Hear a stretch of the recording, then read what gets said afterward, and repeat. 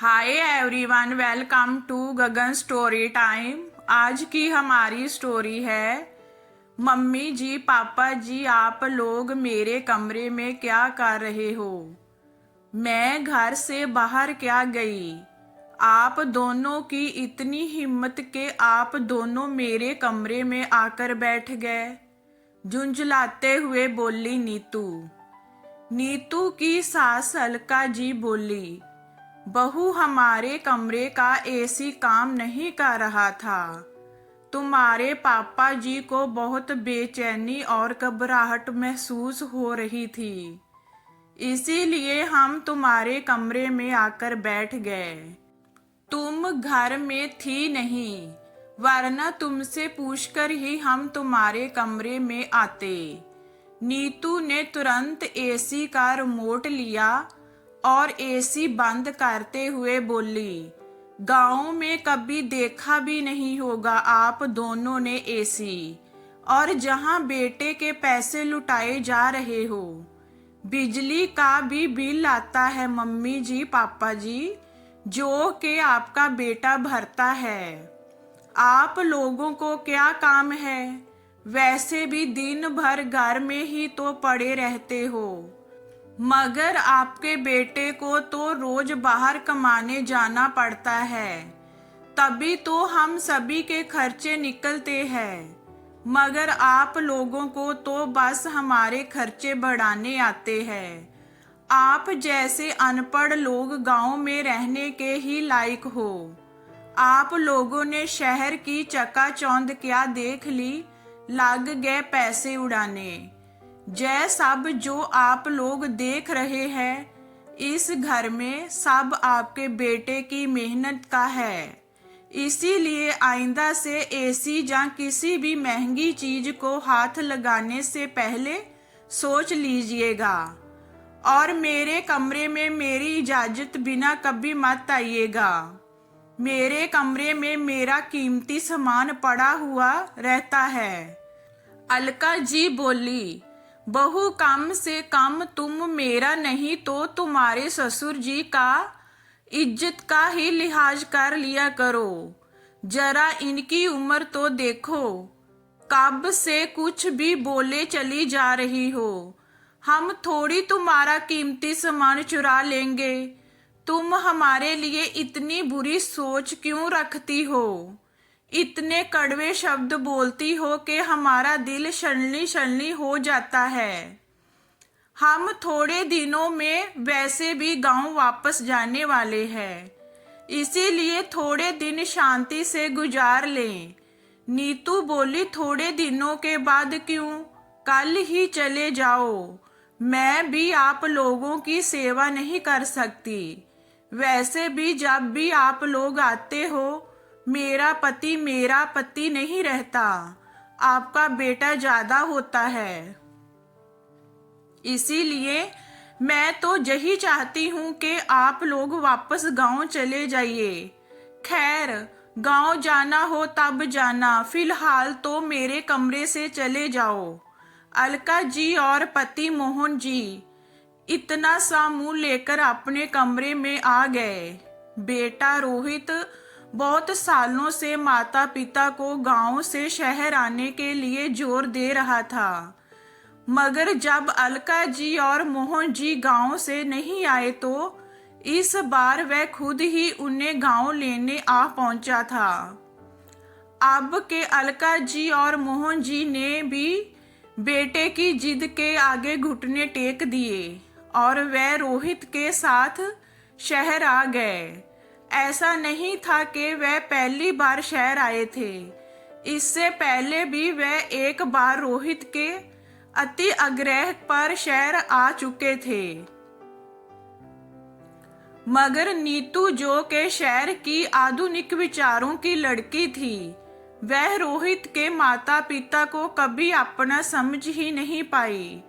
उससे लगने लगा था कि रोहित के माता पिता के गांव से आने के बाद उसकी सारी आजादी उससे छीन गई हो। ना उसे पहले की तरह बाहर घूमने मिलता, ना आए दिन घर में सहेलियों को बुलाने मिलता, दो वक्त का खाना भी घर में ही बनाना पड़ता, क्योंकि रोहित कहता कि उसके मम्मी पापा को बाहर का खाना नहीं पसंद। रोहित बाहर घूमने का नाम भी लेता तो उसके माता पिता को भी साथ ले जाता। उसके माता पिता के प्रति जय प्यार नीतू को बिल्कुल बर्दाश्त नहीं होता था। रोहित अपने माता पिता की बहुत इज्जत करता था, जिसे देख नीतू को बहुत जलन महसूस होती थी। रोहित अपनी माँ से अपने मनपसंद पकवान बनवाता और अपनी माँ की खूब तारीफ करता, जिसे देख नीतू जल भून जाती और उसे अपनी ही सास दुश्मन लगने लगती, क्योंकि वह भली भांति जान चुकी थी कि रोहित अपने माता पिता से बहुत प्यार करता है। नीतू घर में रोहित के सामने तो अच्छे से रहती, मगर रोहित के ऑफिस जाते ही वह रोहित के माता पिता से दुर्व्यवहार करने लगती। इसीलिए रोहित के माता पिता ने गांव में ही रहना उचित समझा था। रोहित बचपन से पढ़ने में बहुत होशियार था, इसीलिए उसे पढ़ने के लिए माता पिता ने शहर भेजा था। पढ़ाई पूरी होते ही रोहित की शहर में ही नौकरी लग गई और शहर में रहने वाली नीतू भी रोहित की अपनी ही पसंद थी। रोहित ने शहर में बड़ा मकान ले लिया था, जिसमें सारी सुख सुविधाएं उपस्थित थी। बड़ी गाड़ी ले ली थी और वह चाहता था कि उसके माता पिता भी हमेशा अब उसके साथ ही रहें। माता पिता का यूं गांव में अकेले रहना रोहित को बहुत खलता था। वह कहता था, जब जहां हम सभी साथ रह सकते हैं तो आप दोनों गांव में क्यों रहते हो। नीतू को अपने पति के पैसों पर बहुत घमंड था और नीतू खुद भी बहुत संपन्न परिवार की बेटी थी, जहां उसने किसी चीज की कमी नहीं देखी थी। इस बार भी रोहित की जिद के कारण अलका जी और मोहन गांव से आ तो गए थे, मगर नीतू हर पल दोनों का अपमान करती। वह यही चाहती थी कि दोनों वापस गांव चले जाएं।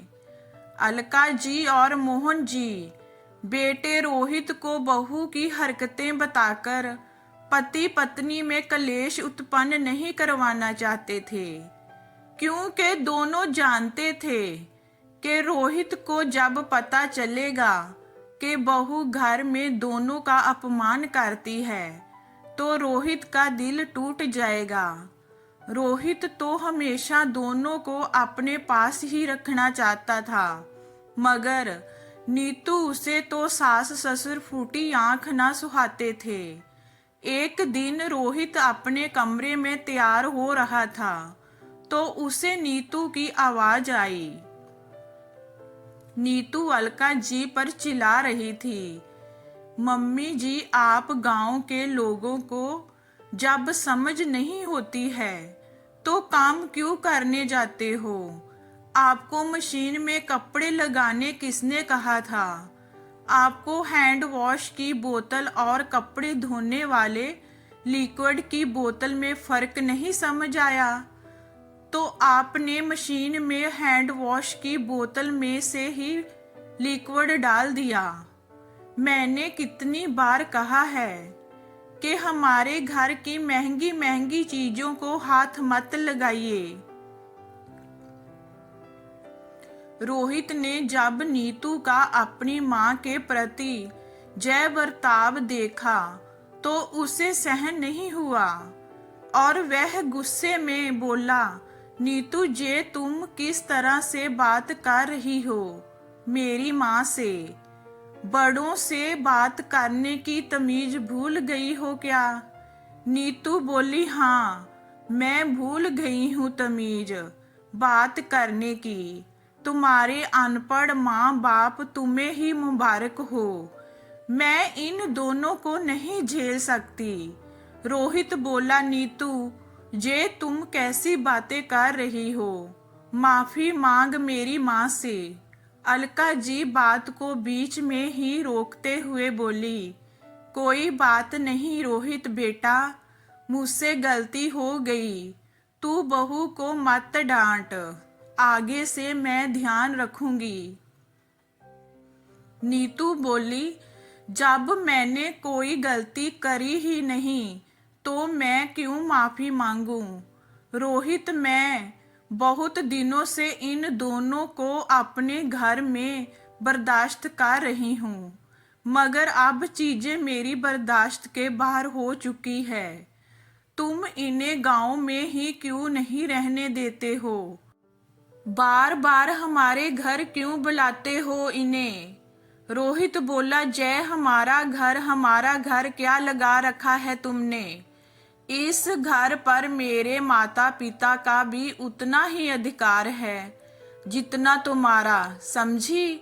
नीतू बोली, फिर एक काम करो, सारी उम्र अपनी माँ के पल्लू से बंधे रहना। बोलकर नीतू गुस्से में अपने कमरे में चली गई। मोहन जी बेटे रोहित से बोले, बेटा तू हमारी गांव की टिकट बनवा दे। हम नहीं चाहते कि हमारी वजह से तुम दोनों में कलेश हो। रोहित अपने माता पिता से माफी मांगते हुए बोला, नीतू की तरफ से मैं आप दोनों से माफी मांगता हूँ, मगर आप हम दोनों हमको छोड़कर मत जाइए। मोहन जी बोले, बेटा फिलहाल हमारा गांव जाना ही सही रहेगा। तुम्हारा जब मन करे तब तुम हमसे गांव मिलने आ जाना। रोहित ने दोनों की गांव की टिकट बनवा दी और मोहन जी और अलका जी वापस गांव आ गए। इतनी घमंडी थी कि माफी मांगना तो दूर, वह कभी अपने सास ससुर से गांव में फोन पर भी बात नहीं करती थी। रोहित को नीतू का जय व्यवहार देखकर बहुत दुख होता। कुछ महीनों बाद रोहित ऑफिस से आकर बोला, नीतू थोड़ी देर में मम्मी पापा आने वाले हैं, जरा खाना तैयार रखना। नीतू बोली, क्या तुम्हारे मम्मी पापा फिर से जहां आ रहे हैं? लेकिन वह वापस जहां क्यों आ रहे हैं? पिछली बार हमारे ही घर में हम पति पत्नी का झगड़ा करवाकर उन दोनों को शांति नहीं मिली क्या, जो फिर से कले डालने आ रहे हैं?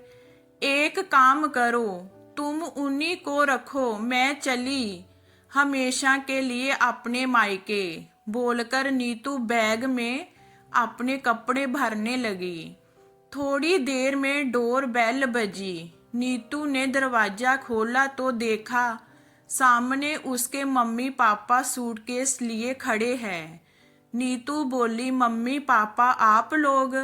अचानक जहां नीतू की मम्मी श्वेता जी बोली, हाँ बेटा, तेरे भाई भाभी ने हम दोनों को घर से निकाल दिया है।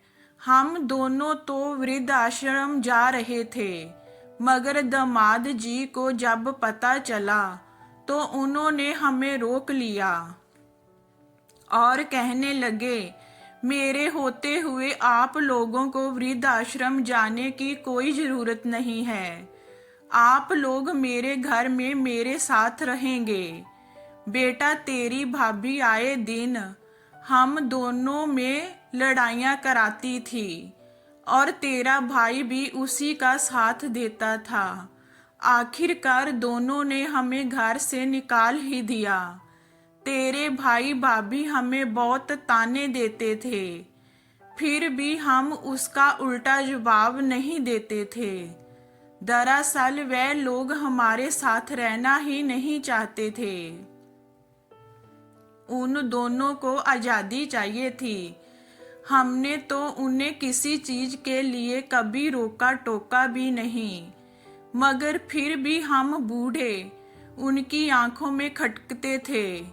जय सब सुनकर नीतू रोने लग गई और कहने लगी, मैंने मेरे सास ससुर के साथ दुर्व्यवहार किया है।